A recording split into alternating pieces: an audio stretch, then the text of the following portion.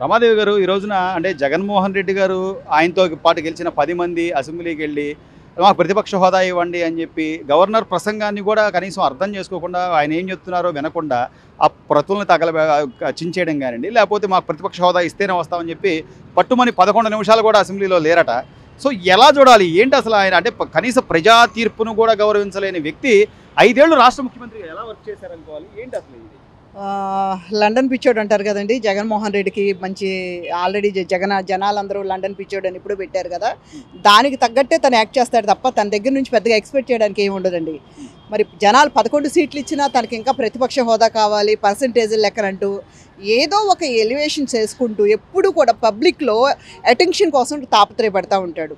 జనాలు సహజంగా రాజకీయ నాయకులకి ఎలా ఉంటుందంటేనండి, ప్రజాసేవ చేస్తూ ప్రజల మన్ననలు పొందితే 10 కాలాల పాటు వాళ్ళు అలా సుదీర్ఘంగా చరిత్రలో వాళ్ళకంటూ ఒక పేజీ అనేది ఉంటుంది. గతంలో చూసుకుంటే ఎంతోమంది వారి జీవితాలను త్యాగం పరంగా పెట్టారు, కుటుంబాలను పరంగా పెట్టారు, వాళ్ళ జీవిత కాలమంతా త్యాగాలు చేశారు, ప్రజల కోసం ప్రజా సంక్షేమం కోసం ఎన్నో ఉద్యమాలను నడిపించారు, ముందుండి నడిపించారు. అటువంటి వాళ్ళు ఈ రోజున మరి ఈ రోజు కూడా 4 రోడ్ల కోడళ్లలో విగ్రహాల పేరిట వాళ్ళు చక్కగా ప్రజల గుండెల్లో పదిలంగా వాళ్ళ స్థానాన్ని సంపాదించుకున్నారు. మరి అలాగే ఇప్పుడు రాజకీయాలు చూస్తే ఎంత చెత్త రాజకీయాలకి తెరతీశాడు అంటే జగన్మోహన్ రెడ్డి ఇప్పుడు కాదండి, 90s నుంచి నడుస్తుంది ఇది. తన తండ్రి అయిన రాజశేఖర్ రెడ్డి ఫ్యాక్షన్ ఒక నేపథ్యంలో మరి రాజకీయాలని భ్రష్టు పట్టించిన ఒక తండ్రికి తగ్గ తనయుడుగా ఆయనేమో మరి ఫ్యాక్షన్ రాజకీయాలు చేస్తే ఈయన ఆర్థికంగా ఎలా సంపాదించేయాలి, ఎలా దోచేసుకోవాలి, దొరికినంత దోచేసుకుని ఎలా దొంగలాగా పెద్ద గజ దొంగలు కూడా సరిపోరండి. ఇదివరకు ఏదో సముద్ర దొంగలని అట్లా సినిమాలు కూడా వస్తూ ఉండే కదా, అసలు ఈ దొంగలు ఎవరు సరిపోరు. జగన్మోహన్ లాంటి ఆర్థిక నేరస్తుడు ప్రపంచాలకే ఒక నిజంగా అతను ఒక యూనివర్సిటీలో అతను ఒక ఇది కూడా ఉంది కదా, అతను ఒక మోడల్గా తీసుకుని రీసెర్చ్ చేయడానికి కూడా అతను ఒక ఇదిగా పెట్టారు. అట్లాంటి ఆర్థిక ఉగ్రవాది మరి జగన్మోహన్ రెడ్డి ఈ రోజున సీఎంగా ఒక గత 5 ఏళ్ళు ఎలా పరిపాలించాడు, ఆ పరిపాలనలో ఈ రాష్ట్ర ప్రజలు ఎన్ని ఇబ్బందులు పడ్డారు, ఎలాంటి వేదన అనుభవించామనేది ఇప్పటికీ ఇంకా 7-8 నెలలు గడిచిపోయినా కూడా చంద్రబాబు నాయుడు గారు సీఎం అయ్యి ఇవాళకి కూడా ఆ వాసనలు ఇవాళకి కూడా ఎవరు మర్చిపోరండి. 5 ఏళ్ళు కూడా ఇంకా చంద్రబాబు నాయుడు గారు దాన్ని ఎంత అభివృద్ధి చేసి ఎంత బాగు చేసి రాష్ట్రాన్ని ఎంత చేసినా కూడా తుడి చేయలేనంత విధ్వంసకారుడిగా జగన్మోహన్ రెడ్డి మిగిలిపోయాడు. జగన్మోహన్ రెడ్డి అనుకుంటా ఉంటాడు పర్సంటేజీ ఉంటే నాకు ప్రతిపక్ష హోదా లేదండి, అదంతా కూడా గ్యామ్లింగ్. తనకు ప్రతిపక్ష హోదా కాదే కాదు. మీరన్నట్టుగా ప్రజల నుంచి పబ్లిక్ ఇంటెన్షన్ రావాలి అంటే ఆయన నియోజకవర్గంలో పులివెందుల మళ్ళీ ప్రజలు నమ్మి ఏదో గెలిపించారు, ఆయన నియోజకవర్గం బాగు చేసుకోవడం కోసం ఏమన్నా అడగచ్చు, లేదా ఆయనతో పాటు 10 మంది గెలిచారు, ఆ 10 మంది నియోజకవర్గాల బాగు కోసం అసెంబ్లీలోకి వచ్చి ఆయన ఏదైనా ప్రశ్నించవచ్చు, ప్రభుత్వాన్ని నిలదీయచ్చు. ఇవన్నీ కాకుండా నాకు ప్రతిపక్ష హోదా ఇస్తేనే వస్తాను అంటే అసలు నిజంగా ఏదో ఒక వంక పెట్టుకోవడానికి తప్ప, లేదా ప్రజల్లో మీరు అన్నట్టు ఇంటెన్షన్ కోసం తప్ప, మొన్న కనుక వల్లభనేని వంశీ అందగాడు అని చెప్పినట్టుగా అసలు ఏంటి మేడం ఆయన మీరు అన్నట్టుగా జయశంకర్ గారు యాక్చువల్గా ఆయనకి నిజంగా ప్రజా రాజకీయాలు ప్రజాపాలన అక్కర్లేదండి. ఆయనకి ఏంటంటే ఏదో ఒక రూపాన ప్రజల్లోకి ఉండడం, లేదంటే అధికారాలు తీసుకుని అధికారాలని సద్వినియోగం చేసుకోవడం ఆయన స్టైల్లో, ఆ 2 మాత్రమే ఆయనకు తెలిసిన అంశాలు. ఇవాళ మరి నిన్న కాక మొన్న మరి పశువుల వంశీ అంతకన్నా ఇంకా పెట్టడానికి కూడా వేరే పేర్లేమో లేవు, పశువు కన్నా హీనమైన వంశీ మరి అరెస్ట్ని ఖండించాలి, తన వంశీని తను సమర్థించుకోగలగాలి, తన ఎమ్మెల్యే అయినందుకు తన డిఫెన్స్ చేసుకోవాలి, తన ఎమ్మెల్యే కాబట్టి. కానీ అక్కడికి వెళ్ళి డైవర్షన్ పాలిటిక్స్ అంటే అందరూ తన గురించి 2 రోజుల పాటు మాట్లాడుకుంటానికి ఒక కామెడీ ఫన్ను ఒక ప్లాట్ఫామ్ క్రియేట్ చేసేసి వాళ్ళు అందంగా ఉండారు, వీళ్ళు అందంగా ఉండారు కాబట్టి అది ఇది అని చెప్పి ఏదో ఒక జబర్దస్తు సీన్స్ చేసేసి కాముగా వెళ్ళిపోయాడు. వాళ్ళ మానాన్న వాళ్ళని వదిలేశాడు. వంశీ నీ కర్మకి నీ చావు జైల్లో పడి ఏడు అని చెప్పి చేసిన నాళ్ళు ఆయన ద్వారా ఆర్థికంగా ఎంత లావాదేవీలు చేయించుకోవచ్చో అన్ని వేల కోట్లు మింగాడు. ఇవాళ జైలు పాలు అయిపోయాక నువ్వు అందగాడివి కాబట్టి జైల్లో కూర్చుని చావు అన్నట్టుగా ఒక మాట మాట్లాడేసేసి ఏదో ఒక కితాబ్ ఇచ్చేసి మీరంతా అందంగా ఉండారని చెప్పి ఎంత తెలివిగా తప్పించుకున్నాడండి జగన్మోహన్ రెడ్డి. ఇలాంటి పరిపాలనా అధ్యక్షత లేకపోయినా కూడా ఇలాంటి విదూషక మాటలతో ఆయన ఎప్పుడు కూడా గుర్తింపును తెచ్చుకుంటూనే ఉంటాడు. అయితే ఈ రోజున మరి ఈ గడిచిన 5 ఏళ్ళు కాలం చూసుకుంటే ఇవాళకి మర్చిపోలేని ముద్ర ఇవాళకి జగన్మోహన్ రెడ్డి ముద్ర ఇవాళకి కనిపిస్తూనే ఉండండి.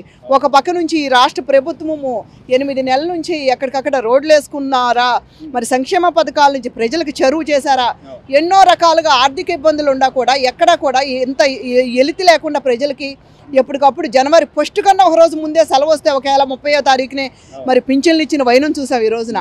ఇట్లాంటి ప్రభుత్వాలు ఈ రోజున వచ్చాయంటే వాళ్ళు కనీసం ప్రజలు ఊపిరి తీసుకుంటున్నారండి. మరి జగన్మోహన్ రెడ్డి ఇంకా మరి రావాల్సిన ఈ సంక్షేమ పథకాలు ఉన్నాయి, ఇలాంటి వాటిపైన అసెంబ్లీలో వచ్చి మాట్లాడొచ్చుగా. అలాంటి విషయాల మీద మాట్లాడడం ఎందుకంటే భయం, అసలు ఆయనకి సబ్జెక్ట్ అవసరం లేదు. ఆయనకు పులివెందుల పైన ఏం మాట్లాడాల్సిన అవసరం లేదండి. పులివెందుల్ని చంద్రబాబు నాయుడు గారు బ్రహ్మాండంగా, పులివెందులే కాదు కడపే కాదు మరి చిత్తూరు జిల్లాలు అవన్నీ కూడా రాయలసీమని రతనాల సీమగా మళ్ళీ మార్చి అక్కడ పంటలు సస్యశ్యామలంగా పండడానికి చంద్రబాబు నాయుడు భగీరథుడిలాగా ఆయన మరి ఎన్నో ప్రాజెక్టులను తీసుకొస్తున్నాడు. అవన్నిటి కూడా ఆయన హయాంలో ఒక 2-3 ఏళ్లలో కంప్లీట్ చేసేసుకుని జలవనరుల శాఖ ఆధ్వర్యంలో మరి ఆయన అక్కడ కూడా సస్యశ్యామలంగా రేపు పంటలు పండిపోతున్నాయి. కాబట్టి జగన్ లాంటి తుక్కలకు వచ్చి ఏమీ ఉద్ధరించక్కర్లేదు రాష్ట్రాన్ని కానీ, లేదంటే తన కాన్స్టిట్యున్సీని కూడా ఏమి ఉద్ధరించక్కర్లేదండి. తను కేవలం ఏంటంటే ఎక్కడ అనర్హత వేటు పడుతుందని చెప్పి పాపం ఇవాళ వచ్చాడు, కానీ ఆయన కర్మగాలి ఈ రోజున మొత్తం స్పీకర్ ప్రసంగంతోనే నడిచిపోయింది. కాబట్టి ఎక్కడ కూడా మరి అసెంబ్లీ సమావేశాలకి సంబంధించి ఎక్కడ కూడా మాటలు కానీ ఇది కానీ ఎక్కడ లేవు. కాబట్టి ఈ రోజున మరి జగన్మోహన్ రెడ్డికి అనర్హత వేటు తప్పదు పరిగణలోకి తీసుకోవడానికి లేదు అని చెప్పి ఒక పక్కన నిపుణులు కూడా చెబుతున్నారు. హాజరు లేనట్టే మరి ఆల్రెడీ స్పెషల్ ఫ్లైట్తో తయారయ్యాడు. ఎక్కడికి వెళ్ళడానికి కూడా వెళ్ళిపోతాడండి. ప్యాలెస్లు ఉండే కదండి, ఆ ప్యాలెస్లో ఏదో విందు వినోదాలో ఏదో ప్రోగ్రాం పెట్టుకుని ఉంటాడు, గానా కచేరీలు వెళ్ళిపోతూ ఉంటాడు. ఆయనకి తెల్లారు లెగిస్తే ఆయనకి ఆ సినిమాల్లో విలన్స్ ఉంటారు కదండి, ఎవరో ఒకళ్ళు మర్డర్లు చేస్తారు, పోతారు ఎక్కడికో హాలీవుడ్ స్పాట్లకు వెళ్ళిపోతారు. అట్లా చివరిగా రమాదేవి గారు, పవన్ కళ్యాణ్ గారు ఏదైతే చెప్పారు, మీకు ఈ 5 ఏళ్లలో ప్రతిపక్ష హోదా అనేది ఒక కలే. జగన్మోహన్ రెడ్డి గారు నిజంగా ఏదో పర్సంటేజ్ ప్రకారం కావాలి, మీరు జర్మనీ వెళ్ళాలి, జర్మనీలో అక్కడే తప్ప ప్రతిపక్ష హోదాలు పర్సంటేజ్ చూసి ఇస్తారు. మీకు 39% వచ్చినా కూడా 11 సీట్లు మాత్రమే గెలిచారు మీరు అనేది గుర్తుపెట్టుకుని ఆయన పదే చెప్తున్నారంటే కనీసం ఎలా చూడాలి పవన్ కళ్యాణ్ గారి మాటలు? ఆయన పరిగణలోకి పవన్ కళ్యాణ్ గారు చాలా స్ట్రాటజిక్స్, చాలా ఎక్కడెక్కడ విషయాలను కూడా పరిగణలోకి తీసుకుని ఆయన చాలా చక్కగా మాట్లాడారు. మరి ఇట్లాంటి దొన్నపోతుల మీద వర్షం పడినట్టు జగన్మోహన్ రెడ్డికి అలాంటివి ఏమి కావాలని తను వాంటెడ్గా కావాలని ఏదో అసెంబ్లీకి రావాలనో అసెంబ్లీ సమస్యల మీద పోరాడాలనో ఉంటే నిజంగా మరి ఆయన అన్నట్టుగా ఇవన్నీ వర్కౌట్ అవుతాయి తప్ప ఆయన కేవలం కాలక్షేపాలకో లేకపోతే ప్రజల్లో తన్ని ఏది ప్రతిపక్ష నాయకుడిగా పెట్టలేదు కాబట్టే తను మాట్లాడలేదు అని చూపించుకోవడం కోసం ఈ తాపత్రయపడుతున్నాడు తప్ప అతను నిజంగా ప్రజా సమస్యలపైన ప్రజా గల వినిపించడానికైతే ఆయన అసెంబ్లీకి రావాలని అనుకోవట్లేదు. ఇది అంతా ఒక వంక అనేది ప్రజలకు అర్థమైపోయింది. కేవలం గత 5 ఏళ్లలో కూడా అసెంబ్లీలో వన్ సైడ్గా ఆయన ఎకిల్లోకుంటా వాళ్ళ ఏదేదో చెలోక్తులు విసురుకుంటా 5 ఏళ్ళు కూడా ఒక కామెడీ క్లబ్ లాగా అసెంబ్లీని మార్చేశాడు. కాబట్టి ఇప్పుడు కూడా ఏంటంటే ఏదైనా కాలక్షేపం చేసుకుందాం వచ్చి అని చూస్తున్నాడు. మరి ఈరోజు చూస్తే అనర్హత వేటు కానీ మరి దానికి ఏమి వాళ్ళ అటెండెన్స్ ఆయన్ని పరిగణలోకి తీసుకునే పరిస్థితి లేదు.